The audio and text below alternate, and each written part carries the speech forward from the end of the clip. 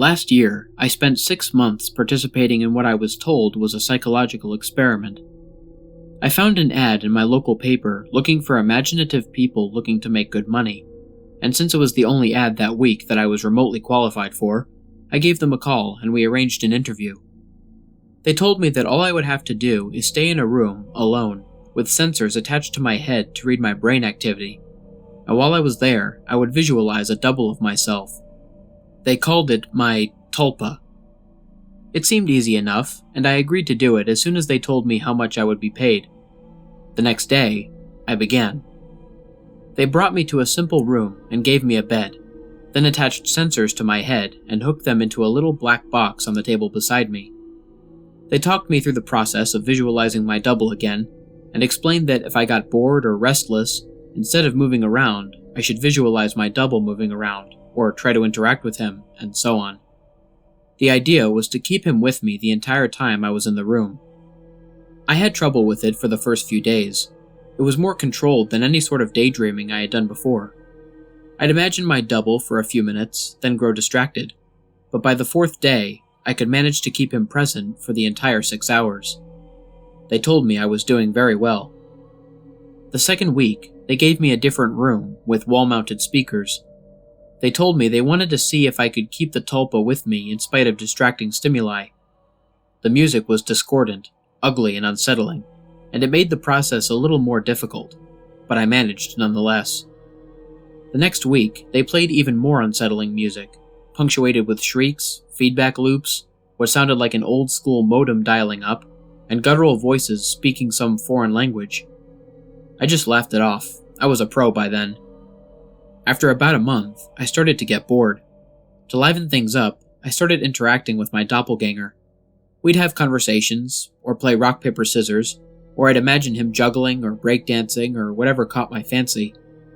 I asked the researchers if my foolishness would adversely affect their study, but they encouraged me.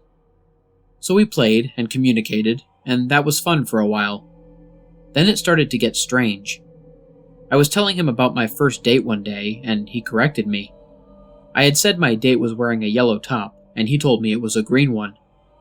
I thought about it for a second, and realized he was right.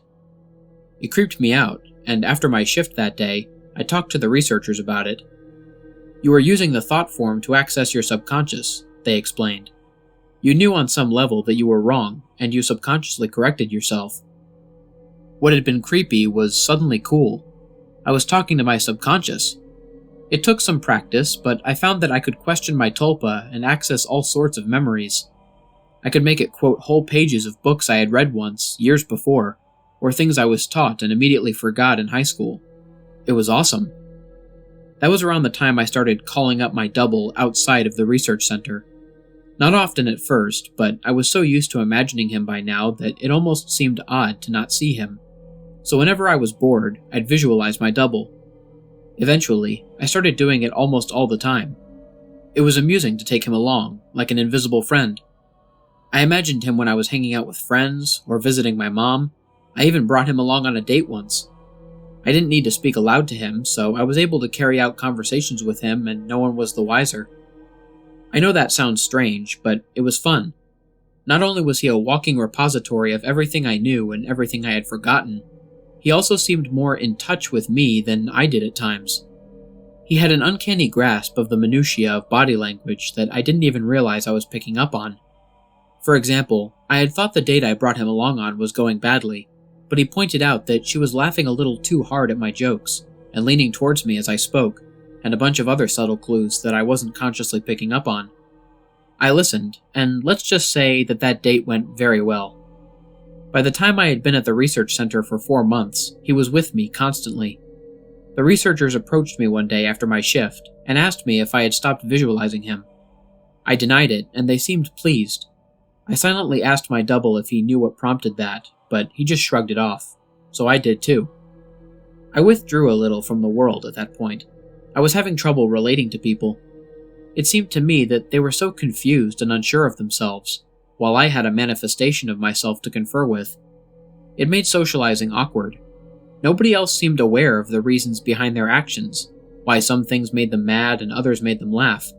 They didn't know what moved them. But I did. or at least I could ask myself and get an answer. A friend confronted me one evening. He pounded at the door until I answered it, and came in fuming and swearing up a storm. "You haven't answered when I called you in weeks, you idiot," he yelled. "What's your problem?" I was about to apologize to him, and probably would have offered to hit the bars with him that night, but my Tulpa grew suddenly furious. "Hit him," it said, and before I knew what I was doing, I had. I heard his nose break. He fell to the floor and came up swinging, and we beat each other up and down my apartment. I was more furious then than I have ever been, and I was not merciful. I knocked him to the ground and gave him 2 savage kicks in the ribs, and that was when he fled, hunched over and sobbing. The police came by a few minutes later, but I told them that he had been the instigator, and since he wasn't around to refute me, they let me off with a warning. My Tulpa was grinning the entire time. We spent the night crowing about my victory and sneering over how badly I had beaten my friend. It wasn't until the next morning, when I was checking out my black eye and cut lip in the mirror, that I remembered what had set me off. My double was the one who had grown furious, not me. I had been feeling guilty and a little ashamed, but he had goaded me into a vicious fight with a concerned friend. He was present, of course, and knew my thoughts. "You don't need him anymore. You don't need anyone else," he told me, and I felt my skin crawl. I explained all this to the researchers who employed me, but they just laughed it off. "You can't be scared of something that you're imagining," one told me. My double stood beside him and nodded his head, then smirked at me. I tried to take their words to heart, but over the next few days, I found myself growing more and more anxious around my Tulpa, and it seemed that he was changing. He looked taller and more menacing. His eyes twinkled with mischief, and I saw malice in his constant smile. No job was worth losing my mind over, I decided. If he was out of control, I'd put him down. I was so used to him at this point that visualizing him was an automatic process, so I started trying my hardest not to visualize him. It took a few days, but it started to work somewhat. I could get rid of him for hours at a time, but every time he came back, he seemed worse. His skin seemed ashen, his teeth more pointed. He hissed and gibbered and threatened and swore. The discordant music that I had been listening to for months seemed to accompany him everywhere. Even when I was at home, I'd relax and slip up, no longer concentrating on not seeing him, and then he'd be there, and that howling noise was with him. I was still visiting the research center and spending my 6 hours there. I needed the money, and I thought they weren't aware that I was now actively not visualizing my Tulpa. I was wrong. After my shift one day, about 5.5 months in, 2 impressive men grabbed and restrained me, and someone in a lab coat jabbed a hypodermic needle into my body. I woke up from my stupor back in the room, strapped into the bed, music blaring, with my doppelganger standing over me, cackling. He hardly looked human anymore. His features were twisted. His eyes were sunken in their sockets and filmed over like a corpse's. He was much taller than me, but hunched over. His hands were twisted, and the fingernails were like talons. He was, in short, terrifying. I tried to will him away, but I just couldn't seem to concentrate. He giggled and tapped the IV in my arm. I thrashed in my restraints as best I could, but could hardly move at all. "They're pumping you full of the good stuff, I think. How's the mind? All fuzzy?" He leaned closer and closer as he spoke. I gagged. His breath smelled like spoiled meat. I tried to focus, but couldn't banish him. The next few weeks were terrible. Every so often, someone in a doctor's coat would come in and inject me with something, or force-feed me a pill. They kept me dizzy and unfocused, and sometimes left me hallucinating or delusional. My thought form was still present, constantly mocking. He interacted with, or perhaps caused, my delusions. I hallucinated that my mother was there, scolding me, and then he cut her throat and her blood showered me. It was so real that I could taste it. The doctors never spoke to me. I begged at times, screamed, hurled invectives, demanded answers. They never spoke to me. They may have talked to my Tulpa, my personal monster. I'm not sure. I was so doped and confused that it may have just been more delusion, but I remember them talking with him. I grew convinced that he was the real one, and I was the thought form.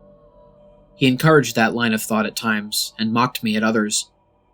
Another thing that I pray was a delusion, he could touch me. More than that, he could hurt me. He'd poke and prod at me if he felt I wasn't paying enough attention to him. Once, he grabbed my testicles and squeezed until I told him I loved him. Another time, he slashed my forearm with one of his talons. I still have a scar. Most days I can convince myself that I injured myself and just hallucinated that he was responsible. Most days. Then one day, while he was telling me a story about how he was going to gut everyone I loved, starting with my sister, he paused. A querulous look crossed his face, and he reached out and touched my head, like my mother used to do when I was feverish. He stayed still for a long moment, and then smiled. "All thoughts are creative," he told me. Then he walked out the door. 3 hours later, I was given an injection, and I passed out. I awoke, unrestrained.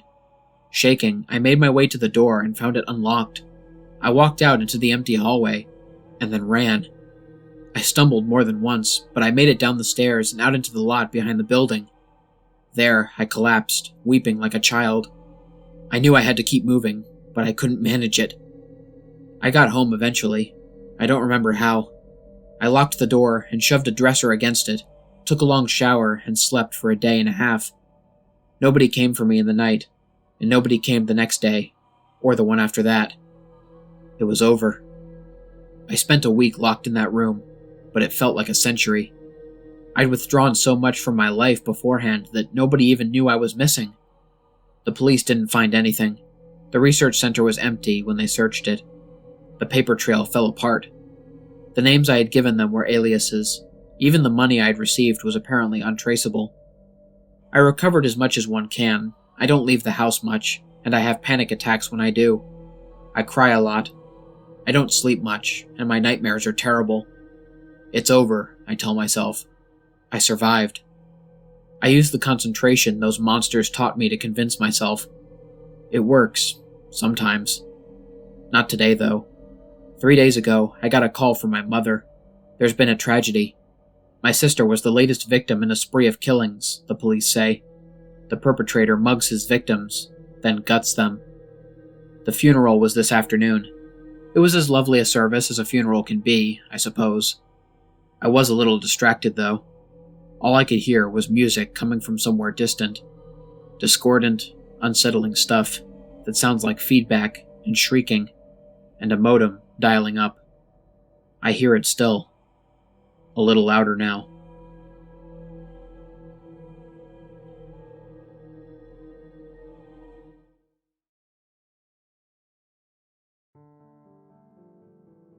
What's up, everybody? This is the Lone Wolf here. Thank you so much for listening.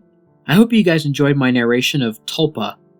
If you did, please consider liking, sharing, and subscribing, especially if you're new to my channel. Turn on the bell for notifications and join the Lone Wolf Pack. If any of you guys have a personal story or recommendation for me, or you just want to talk, there will be a link to my email, Twitter, Discord server, and Instagram in the description. There will also be links in the description for all of the music artists that I used in this video, along with each individual track that I used for those of you interested in the music. And last but certainly not least, if any of you guys have any ideas or tips for me to make my videos even better, please leave me a comment or send me a direct message. Until next time, stay spooky. And remember, the hunt begins when the moon is full. See you soon.